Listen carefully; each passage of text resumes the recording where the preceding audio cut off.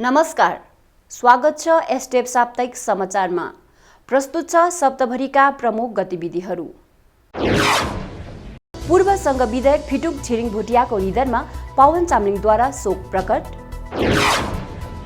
SKM पार्टीका Nike र नेताहरूको आलोचनात्मक भाषणबारे साप्ताहिक प्रश्नोत्तरमा पूर्व मुख्यमन्त्री पवन चामलिङले साझा गरे आफ्नो विचार। गेजिङ कलेजका 4 विद्यार्थीहरूको निलम्बनलाई तुरुन्त खारिज गर्न पर्ने एसटेप विद्यार्थी मोर्चाको माग। एसकेएम नारी शक्तिका नेत्रीहरूलाई अध्ययन ज्ञान र अनुसन्धानको आधारमा मात्र भाषणबाजी गर्ने महासचिव सकुन गुरुङको सुझाव। अनि एसटेप पार्टीको 29औं स्थापना दिवस समारोह समितिको समीक्षात्मक सभा सम्पन्न।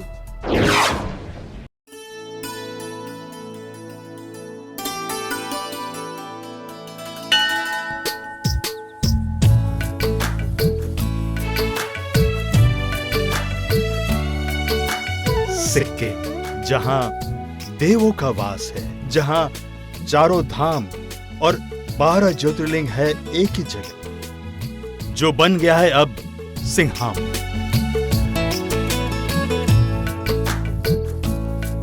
अनि सिक्किमलाई हामीले चाहे जस्तै धरतीको सर्वश्रेष्ठ राज्य बनाउने हो। अब समाचार विस्तारमा। संघ विधायक फिटुङ छिरिङ भुटियाको 20 फरवरीको दिन निधन भएको छ। दक्षिण सिक्किम नाम्चीमा जन्मिएका स्वर्गीय फिटुङ छिरिङ भुटियाले 2009 देखि 2014 को एसटेप कार्यकालमा संघ विधायकका रूपमा सेवा पुर्याएका थिए। उनको आकस्मिक निधनमा पूर्व मुख्यमन्त्री पवन चामलिङले शोक सम्वेदना प्रकट गर्नुभएको छ। स्वर्गीय फिटुङ छिरिङ भुटिया एकजना असल मानिस, विधायक तथा प्रतिबद्ध पार्टी कार्यकर्ता रहेको उल्लेख गर्नुहुँदै उनका निधनको खबरले आफू स्तब्ध बनेको पूर्व मुख्यमन्त्री चामलिङले बताउनु भएको छ।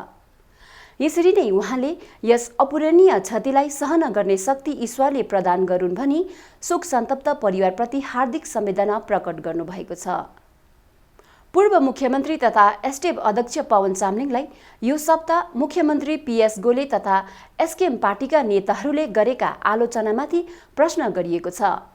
प्रश्नमा आफ्नो पार्टी स्थापना दिवसको कार्यक्रममा बोल्दा एसकेएम पार्टीका सबै नेताहरूले तपाईँ र तपाईँका 25 वर्षीय कार्यकाललाई निशाना बनाएको देखियो।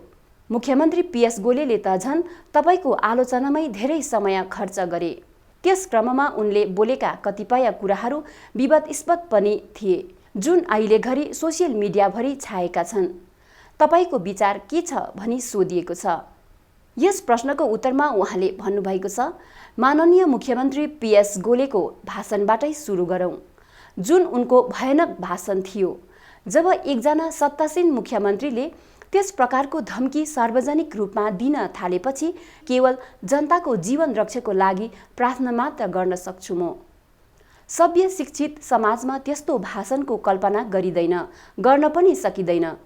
कुनै पनि मान्छेले प्रजातान्त्रिक प्रणालीमा एकजना मुख्यमन्त्रीबाट त्यस किसिमको भाषणको अपेक्षा कुनै हालतमा पनि गर्दैन। सायद यस्तो कुरो 17औं शताब्दीतिरको समाजमा सरिय र मान्य हुन्थ्यो होला, तर त्यस्तो थोत्रो विचार, बोली र व्यवहार आज कुनै हालतमा पनि स्वीकार्य छैन।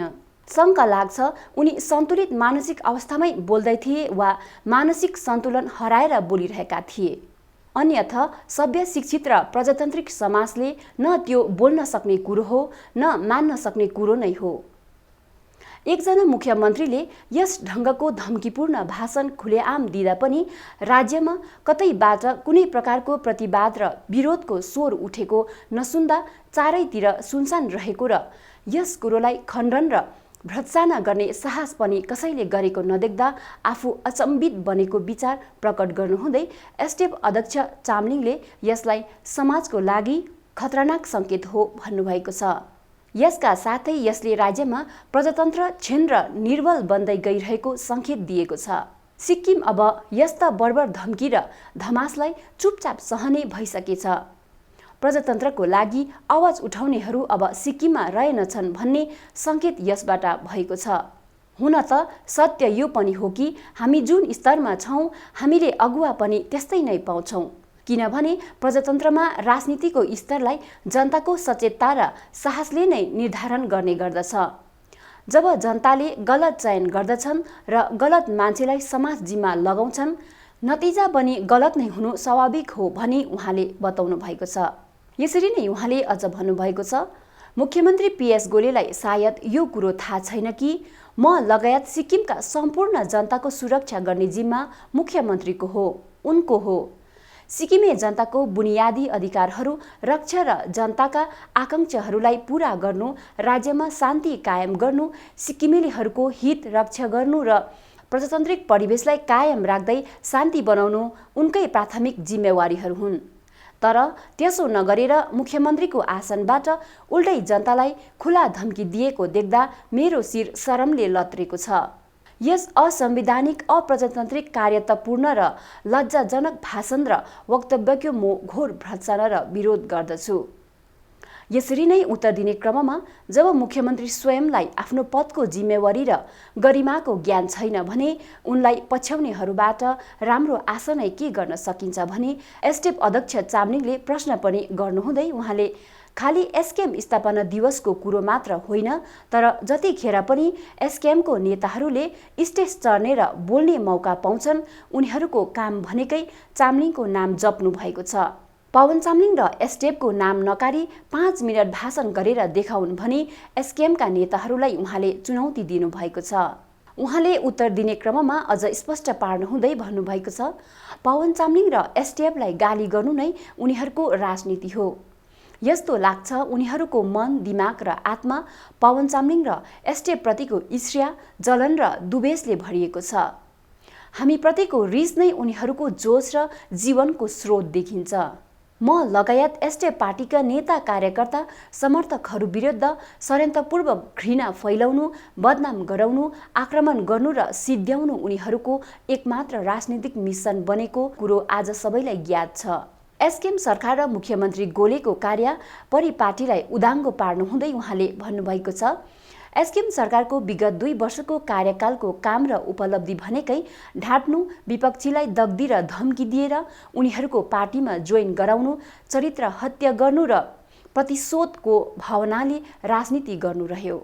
मुख्यमन्त्री आफै सार्वजनिक मञ्चबाट कोही मान्छे घुर्पिसे गएको मैले थाहा पाएँ भने तपाईँको फाइलमा डिसमिस लेख्नु म बाध्य हुन्छु है भन्दैछन्। यसरी नै उनीहरूले जनतालाई खुल्लमखुल्ला धम्की दिँदैछन्। नोकरी जाला, नातागोता परिवारहरू ट्रान्सफर होलान्, होस गर्नु भनेर धम्क्याउँदैछन्।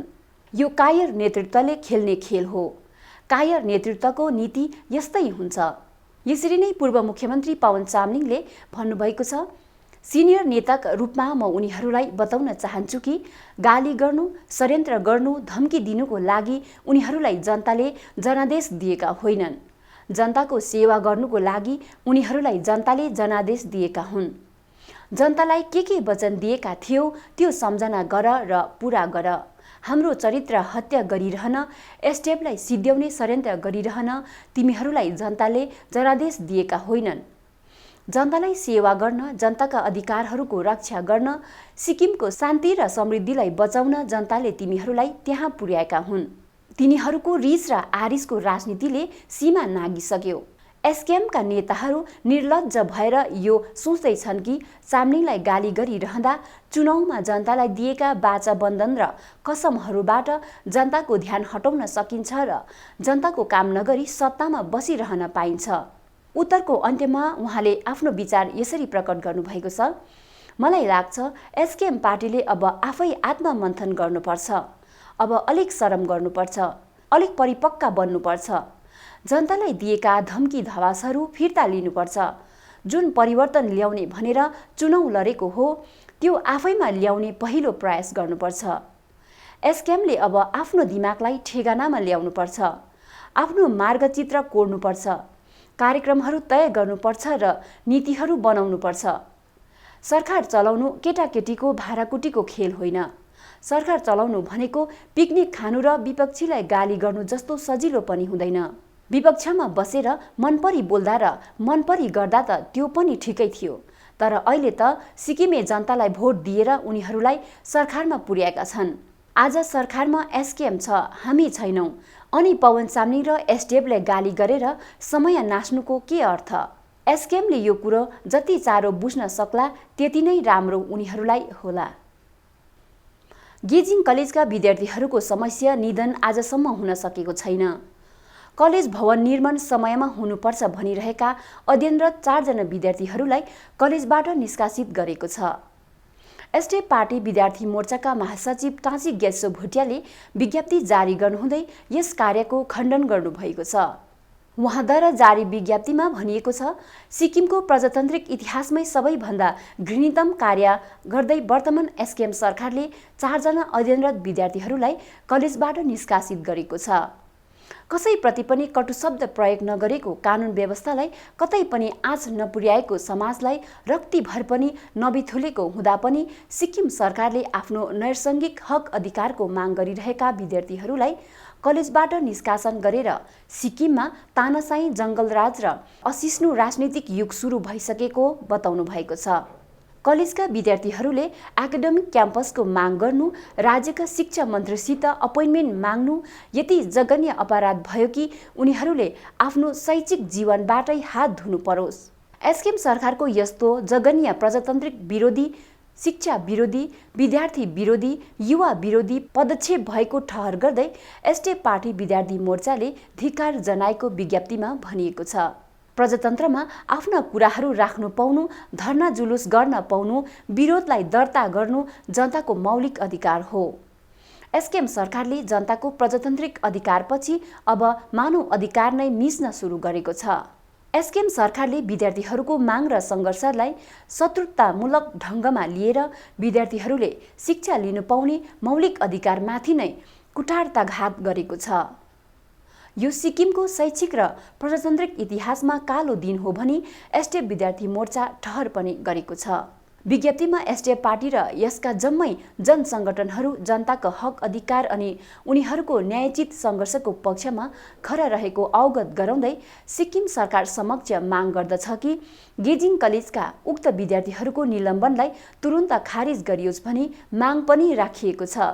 यसरी नै एसडीएफ विद्यार्थी मोर्चाका सदस्यहरू प्रमोद गुरुङ, सुरज खालिङ र सुशील राईले लाइभ भिडियो जारी गरी एसकेएम सरकारले अध्ययनरत विद्यार्थीहरूमाथि गरिरहेको अन्यायमाथि घोर आपत्ति जनाएका छन्।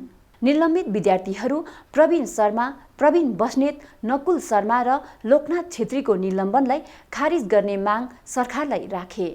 जारी भिडियोमा विद्यार्थी मोर्चाका सदस्यहरूले अध्ययनरत विद्यार्थीहरूमाथि सरकारले अन्याय गर्न नपाउने, विद्यार्थीहरूको मौलिक अधिकारलाई हनन गर्दा परिणाम घातक हुने बताउँदै विद्यार्थीहरूको न्यायको पक्षमा एसडीएफ विद्यार्थी मोर्चा सधैँ खडा रहेको पनि जनाएको छ। विशेष आज हाम्रो गेजिङ गभर्मेन्ट डिग्री कलेजमा जो 4 जना स्टुडेन्टहरूलाई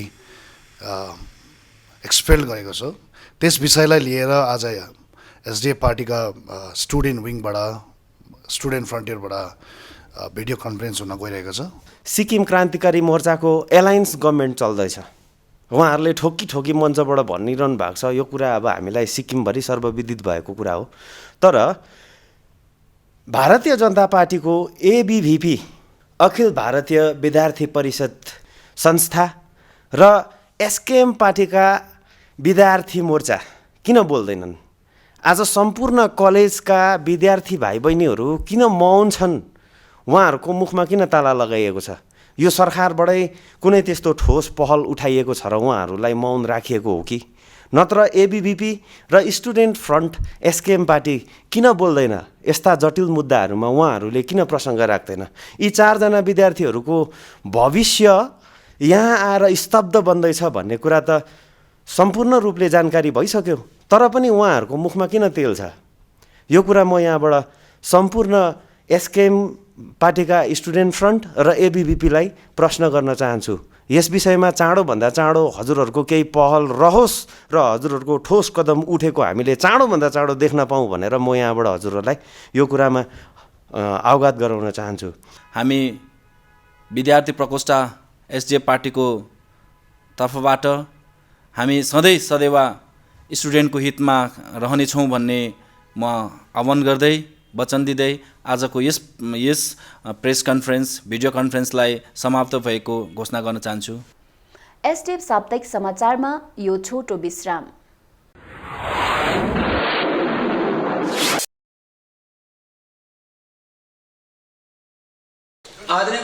चामलिंग जी को इतना प्रेम हुआ, इन्होंने आस्था पर देखा और सीधे हरिद्वार पहुंच गए और वो पतंजलि योगपीठ के फाउंडर मेंबर बने। उसके लिए उनको बहुत बहुत बधाई।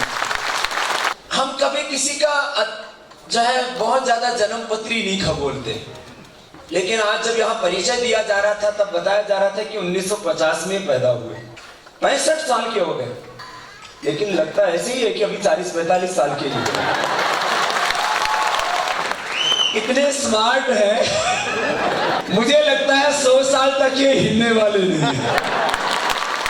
अपने प्रांत को तो हमारे पवन चामलिंग जी बहुत अच्छे से संभाल रहे हैं। 25 साल का एक बहुत बड़ा रिकॉर्ड इन्होंने बनाया है, बहुत बहुत अभिनंदन। इतिहास पुरुष हैं। कुछ लोग इतिहास पढ़ते हैं, कुछ लोग इतिहास घड़ते हैं, इतिहास गढ़ने वाले व्यक्ति। हमारे पवन चामलिंग जी इतिहास पढ़ने वाले नहीं, इतिहास गढ़ने वाले हैं। अपने राज्य को तो संभालेंगे ही, गोरखालैंड के संघर्ष में भी वो साथ में खड़े होंगे।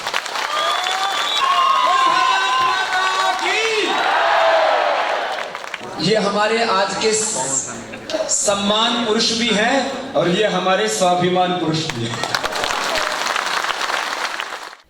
यो छोटो विश्रामपछि यहाँहरूलाई पुनः स्वागत छ। एसकेएम नारी शक्तिका नेत्रीहरूले एसडिएफ शासनकालमा नारीहरूलाई सम्मान, सुरक्षा र अधिकार दिएन भनेर आयोजित सभाहरूमा भाषणबाजी गरिरहेका छन्।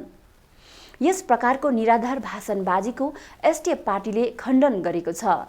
पार्टीकी चेली मोर्चा महासचिव सकुन गुरुङले प्रेस विज्ञप्ति जारी गर्नुहुँदै एसकेएम पार्टीका राज्यको सर्वाङ्गीन विकास गर्ने कार्ययोजना नरहेको र यस पार्टीमा सिक्किमेली जनतालाई सही मार्गदर्शन गराउने नीति र सिद्धान्त छैन भन्नुभएको छ।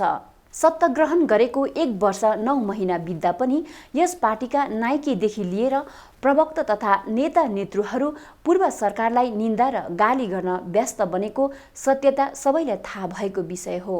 एसकेएम नारी शक्तिको ज्ञान र अनुसन्धानविहीन उक्त भाषणबाजीको एसडिएफ पार्टी जोर खण्डन गर्दछ भनी विज्ञप्तिमा उल्लेखित छ। महासचिव गुरुङद्वारा जारी विज्ञप्तिमा अझ भनिएको छ, एसडिएफ सरकारकालमा सिक्किमेली नारीहरूले प्राप्त गरेका हक अधिकार, न्याय, सम्मान र मर्यादालाई बुझ्नका लागि उदार विचार, उच्च ज्ञान र अनुसन्धात्मक प्रवृत्ति चाहिन्छ। यी सबै गुण एसकेएम नारी शक्तिका नेत्रीहरूमा छँदै छैन। यसैले आफ्नो पार्टीको भावी कार्यक्रम, योजना, नीति सिद्धान्त बताउनुको सट्टा पूर्व सरकारलाई गाली गरेर सभामा उपस्थित नारीहरूको समय नष्ट गर्दै नकारात्मक ऊर्जा दिइरहेका छन्। एसकेएम नारी शक्तिका नेत्रीहरूले अहिले सत्ता सुख भोगको दममा प्रवृत्तिले ग्रसित छन्। सत्ता सुखको दम प्रवृत्ति भएका एसकेएम नारी शक्तिका नेत्रीहरूले पूर्व सरकारलाई दोष्याउन अघि, एसडिएफ सरकार आउन अघि सिक्किमेली नारीहरूको अवस्था कस्तो थियो र एसडिएफ सरकार आएपछि के कति विकास भयो भन्ने विषयलाई सत्य तथ्यको आधारमा अङ्कलन गरेर मात्र बोलेको उत्तम हुनेछ।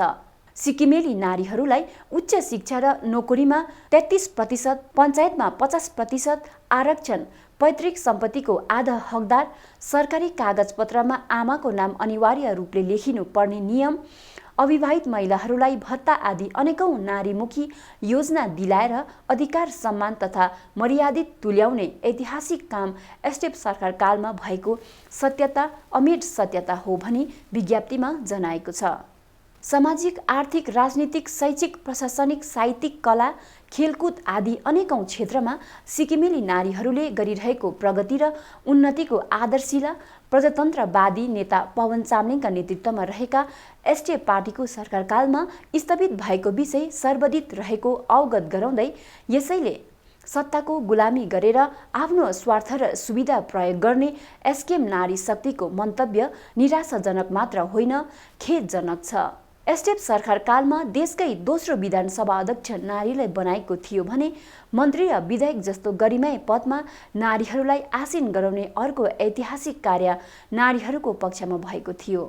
पूर्व सरकारलाई दोस्याउने एसकेएम नारी शक्तिले जति नै सत्ता सुख भोगमा डङ्का पिटे पनि एसकेएम सरकारमा एकजना मात्र नारी विधायक रहेको तितो सत्यतालाई उगाल्ने साहस उनीहरूमा छैन। एकजना मात्र नारी विधायक हुँदा पनि मन्त्रीको गरिमाई पदमा आसीन गराउन नसक्ने एसकेएम सरकार कतिको नारीलाई न्याय दिन्छन् भन्ने कुरो यसैबाट स्पष्ट बुझ्न सकिने विज्ञप्तिमा उल्लेख गरिएको छ। महासचिव सकुन गुरुङद्वारा जारी विज्ञप्तिमा एसकेएम नारी शक्तिका नेत्रीहरूको पूर्व सरकारलाई दोस्याउने भाषणबाजी आदरहीन तथा गैर जिम्मेवार ठहर गर्दै भर्त्सना जनाउँदै सिक्किमेली नारीहरूको हक हितका लागि एसडिएफ शासनकाल अहिलेसम्मकै स्वर्णिम काल हो भनेर सरगौरव घोषणा पनि गरेका छन्। गत 18 फरवरीको दिन एसडिएफ भवनको प्रेक्षागृहमा पार्टीको 29औं स्थापना दिवस समारोह समितिको समीक्षात्मक सभा सम्पन्न भएको छ। पार्टीका वरिष्ठ उपाध्यक्ष तथा पूर्व मन्त्री गिरीश चन्द्र राईको अध्यक्षतामा सम्पन्न यस सभामा पार्टीको स्थापना दिवस भव्यताका साथमा पालना गर्नका निम्ति भइरहेको कार्य प्रगतिलाई समारोह समितिका सदस्यहरूले विवरणका साथमा प्रस्तुत गरे। यसका साथै भावी कार्यक्रमबारे पनि व्यापक रूपमा चर्चा परिचर्चा गर्दै विभिन्न प्रस्तावहरू पारित गरिएको छ। प्रजातन्त्रलाई सफल र सशक्त तुल्याउनका निम्ति पार्टीको 29औं स्थापना दिवसमा सम्पूर्ण पार्टी कार्यकर्ता तथा सिक्किमेली जनगणलाई निमन्त्रणा दिएर भव्यताको साथमा पालन गरिने समीक्षात्मक सभाले निर्णय पनि लिएको छ। सभा अध्यक्ष गिरीश चन्द्र राईले पार्टीको स्थापना दिवसलाई भव्यतापूर्वक पालन गर्न सबै कार्यकर्ता तथा एसडिएफका नेता नेत्रीहरूलाई एकजुट भएर अभिभार निर्वाह गरिदिने आग्रह यस सभामा गर्नुभएको छ। समीक्षात्मक सभामा एसडिएफ स्थापना दिवस समारोह समितिका अध्यक्ष तथा पूर्व मन्त्री जीएम गुरुङ, पार्टीका वरिष्ठ नेताहरू आरबी सुब्बा, डीबी थापा, दौछो लेप्चा, केटी ग्याल्छेन, भूतपूर्व मन्त्री र विधायकगण, पार्टीका पदाधिकारीहरू तथा युवा चेलीहरूको विशेष उपस्थिति रहेको थियो। एसडिएफ साप्ताहिक समाचारमा आजलाई यति नै। हेर्दै गर्नुहोला एसडिएफ साप्ताहिक समाचार।